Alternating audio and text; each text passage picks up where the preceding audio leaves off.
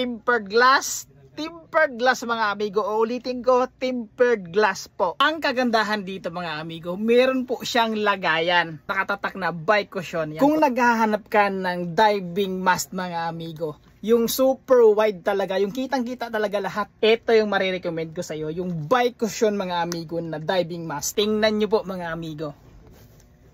Napakagandang diving mask mga amigo. Tingnan nyo kasi nga bilog na bilog talaga. Kumbaga open space po talaga, wala siyang harang dito.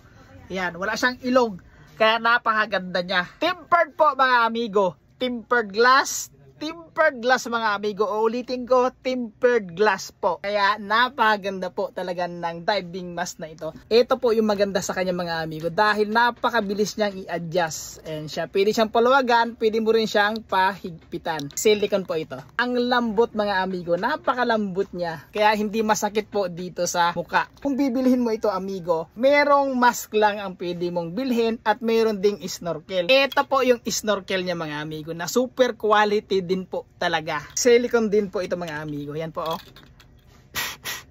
Napakalambot. Kapag magdadive po tayo, hindi po papasok yung tubig dito sa loob. Ang kagandahan dito mga amigo, meron po siyang lagayan. Yan po. Tingnan nyo, may nakatatak na bike cushion. Yan o, ilalagay po natin dyan. Yan. Kaya napakaganda mga amigo. Saan ka pa dyan yung mask mo mayroong lagayan? Sabit mo na lang doon kung meron kang sabitan. Safe na po yung mask mo. Kapag bibili ka nito mga amigo, pwede kang magbili ng mayroong snorkel.